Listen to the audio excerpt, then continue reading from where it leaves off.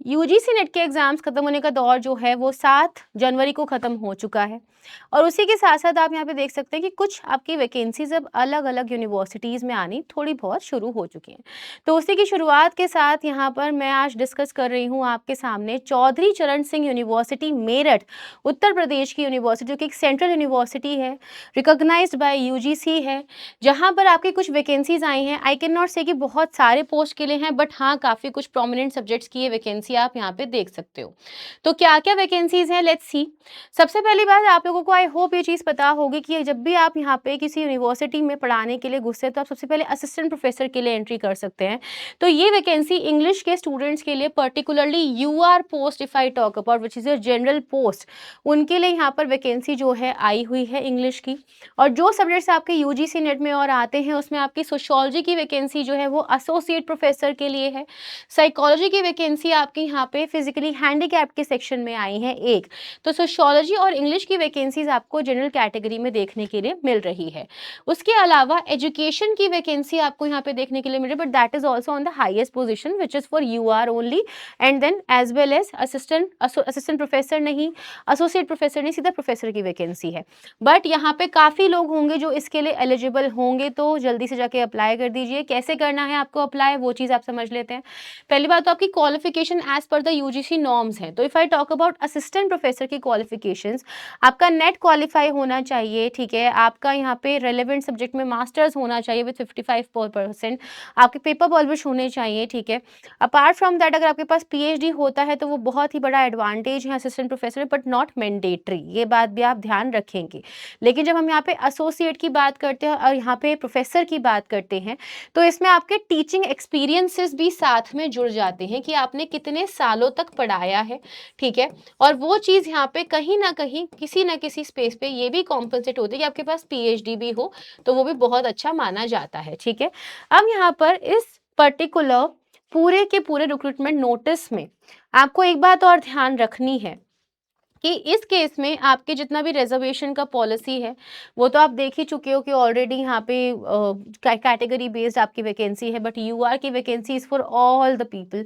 तो यूआर, SC, OBC, EWS जितनी भी पोस्ट है, उसमें आपका जो भी रोस्टर बनेगा, उसमें आपके जितने भी रिजर्वेशंस हैं वो अकॉर्डिंगली ही होंगे, as per the norms, as per the यहाँ पे नीड जो हम लोगों के रूल बुक्स में लिखी होती हैं, ठीक है।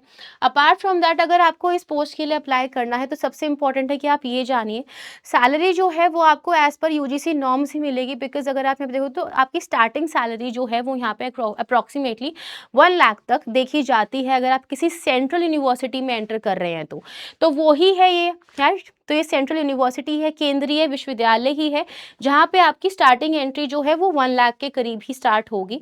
आपको ऑब्वियसली एचआरए मिलाकर के, टीआरए मिला के सब चीज़ें इंक्लूड होकर के इसमें आएंगी। अब यहाँ पे थोड़ा सा और हम लोग डिटेल में जाते हैं। आप लोगों का जो एप्लीकेशन फॉर्म है वो यहाँ पर कैसे होगा, ठीक है। सबसे पहली बात तो अगर आप यहाँ पे ऑनलाइन एप्लीकेशन भरना चाहते हैं, तो वो आपकी 2/1/2026 तक यहाँ पे शुरू हुई है, ठीक है। एंड 20 तारीख तक आपके पास टाइम है। तो कहने का मतलब है कि 2 जनवरी से आपके पास ऑलरेडी एप्लीकेशन फॉर्म्स शुरू हो चुके हैं, 20 जनवरी तक का आपके पास टाइम है। तो आप यहाँ पे ऑनलाइन जाकर के सीसीएस यूनिवर्सिटी के वेबसाइट पर ऑनलाइन अप्लाई कर सकते हैं, ठीक है। प्लस आपका जो क्वालिफिकेशन एलिजिबिलिटी है और जो क्राइटेरिया है वो मैंने आपके साथ अभी अभी डिस्कस किया है, जो हमारे नॉर्म्स अभी तक चले आ रहे हैं कि आपके पास नेट होना चाहिए, ठीक है, या फिर आपके पास कुछ टीचिंग एक्सपीरियंस। अगर मैं यहाँ पे एसोसिएट की और प्रोफेसर की बात करती हूँ, तो कुछ 10 ईयर का एक्सपीरियंस आपका माना जाता है, आपके कुछ पेपर पब्लिकेशंस माने जाते हैं। Particularly if I talk about that is your API score, ठीक है। अकेडमिक स्कोर की बात हो रही है, इंडेक्स की बात हो रही है। तो जितना हाई एपीआई होगा, उतना हाई आपके चांसेस जो है वो यहाँ पर बनेंगे सिलेक्शन के। तो एपीआई क्या होता है, इसके बारे में अपने साथ में एक नेक्स्ट सेशन में डिस्कशन करूंगी। बिकॉज अगर आपने नेट क्वालिफाई करा है, अगर आप पीएचडी कर चुके हो या पीएचडी करना चाहते हो या पढ़ाने के लिए जाना चाहते हो, तो आपको एपीआई स्कोर के बारे में भी जरूर पता होना चाहिए, because that is the key to crack your assistant professor vacancy as well, ठीक है। Apart from that there is one more thing, अगर आप यहाँ पे एप्लीकेशन फॉर्म को ऑनलाइन फिल कर रहे हैं, तो उस एप्लीकेशन फॉर्म का प्रिंट आउट लेकर के भी आप यहाँ पर भेजेंगे यूनिवर्सिटी यूनिवर्सिटी के पर्सपेक्टिव, ठीक है, जगह पे, जो कि 30 तारीख तक पहुंच जाना चाहिए।